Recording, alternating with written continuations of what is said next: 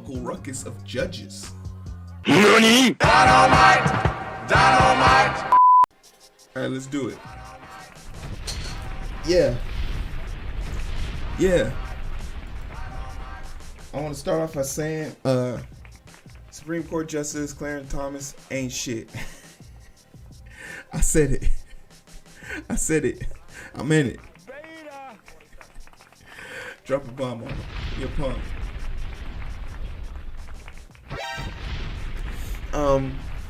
I find it extremely interesting that when Mark Meadows, hey, how you doing? My name's Heero. This is the Identity Booth. When Mark Meadows went up to the stand and they took his cell phone and now they're recovering all this new information about things that transpired during the January 6th insurrection, it's very troubling that a Supreme Court Justice wife is being called an activist for terroristic threats. Threatening to overturn or try and figure out how to meddle in an election is a crime. It's even a bigger crime when you're banging a Supreme Court justice. Republicans are disgusting because this should be grounds for his removal. Why? Because in the decision being made to release the president's records, there was only one dissenting person. You never guess who it was. He didn't disclose that his wife had texted Mark Meadows. The wife claims she didn't talk to him about that. You mean to tell me y'all don't talk about politics as you're an activist in the Republican Party and he's a judge who was selected by a Republican president?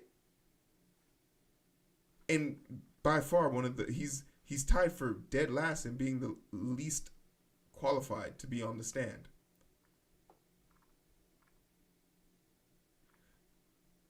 The modern day code for judicial conduct assumes that married couples have separate careers and opinions.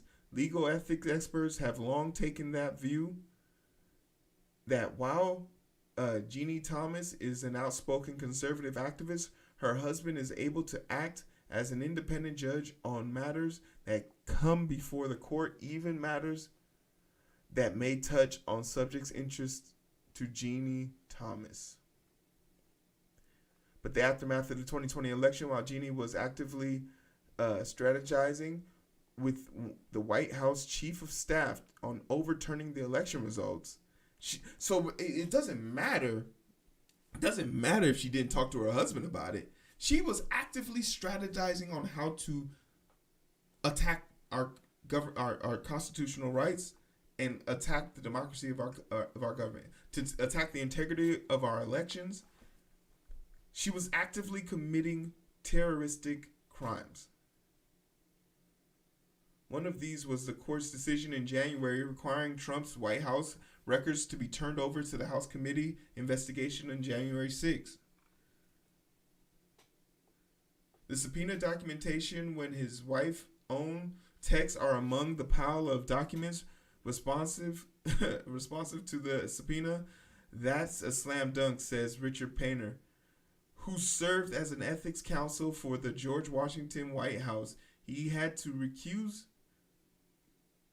He didn't. I'd want to know why. He continued. That's pretty much it in a nutshell. Like, he could have. It just looks bad. Republicans just stay looking bad. And first of all, there's a lot of black conservative people out here saying dumb shit like he's the first black Supreme Court justice. Shut the fuck up.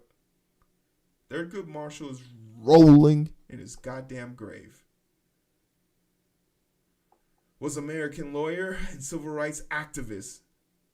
This is who we really want to acknowledge. As an associate justice of the Supreme Court of the United States from October 1967 to October 1991, Marshall was the court's first African-American justice, Prior to his judicial service, he successfully argued several cases before the Supreme Court, including Brown v. Board of Education. Don't you dare put Thomas in a category with him. Because Thomas got here by being pushed in by the Bush administration. And while he was being forced in, allegations about a conversation and actions that took place with Thomas that resulted in him being accused of sexual verbal misconduct popped up, and on the stand testified and said that this private matter has nothing to do with me being put forward. Anita Hill allegations till this day could have been a thing, and it rings true continuously. If we were more focused on protecting black women, people like him wouldn't be here. We wouldn't have to deal with these type of things now. Our inability to protect a black woman in the past is still haunting us today. Crazy. But he should be removed. He should have recused himself. There has to be some consequences for this. And if there is, this would be great. Because that means we get a second chance to get the second black woman on the Supreme Court. I think he would probably go somewhere. I think he would go. Have we had an Asian Supreme Court justice?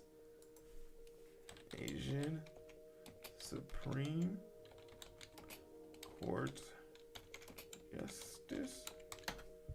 I think many ethnic groups have never been represented in the court. There has never been a justice with Asian, Native American, or Pacific Islander heritage. So you got three choices, Joe. Get his old ass off the bench. I would gladly kick his black ass off the bench to get some representation. The fact that we haven't had a Native American person up is sus. We stole this country from them. Ugh, I think they deserve to have a say-so on how it's governed. But that's just my personal opinion. You know, feel me? Clap. Let me know what y'all think, right? Let me know what y'all feel about this. Obviously, this is super sus, but hey, ain't nothing ever stopped white supremacy, and the black man protecting white supremacy is definitely not going to phase anything